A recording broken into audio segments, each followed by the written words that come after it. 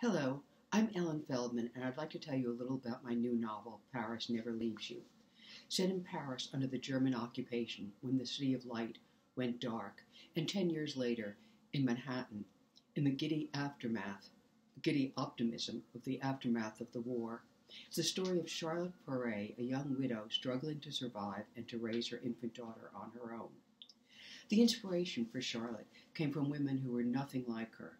In my reading about World War II, I came across many women who had spied for the Allies, or fought for the resistance, or risked their lives in a variety of ways for the Allied cause. And I began to think about what it would be like for women who were not blessed or cursed with such courage. Women, in other words, like me. Novelists are always personalize the matter. And that's what made me think about Šarlotė and her child. What would she do to survive? What would she do to save her child? How far would she go? And that raised other questions. When does compromise become complicity or collaboration? Is the enemy still the enemy if he provides aid? And is silence merely a failure to speak up or another kind of collaboration? Another difference between Šarlotė and other women, these very brave women who lived through the war, and I'm not suggesting that the women who were more ordinary and did not spy or fight or anything like that were not brave. But another problem for Šarlotė was her feeling after the war. She was faced with another challenge, and it was more psychological than it was physical. She's left with survivor guilt. Šarlotė didn't survive by luck or by accident. She made choices during the war. We all make choices in our lives. Few of the choices are as crucial as the ones people had to make during the occupation of the war. And yet they are sometimes difficult for us.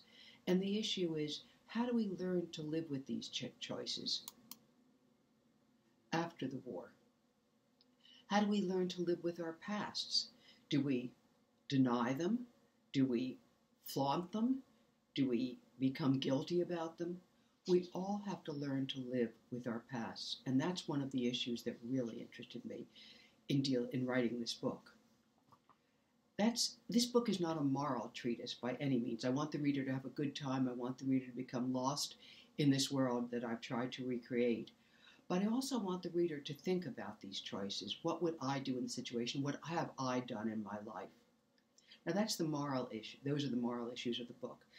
There are also the two settings. There's, as I said, Paris, when the City of Light went dark. And then there's the publishing world. I think those of us who love to read, and like me, are very unhappy if they're not writing, are fascinated by the world of books. How do publishers choose what to publish? How do they choose how to promote them? And how do booksellers deal with running a bookstore under the occupation, but also after the war? So it became logical for me to put Šarlotė in this world. During the occupation, she works in a bookshop. When she comes to New York, she works for a publishing house. There's another reason I chose this setting, and that's when, in my youth in New York, I worked in the publishing world.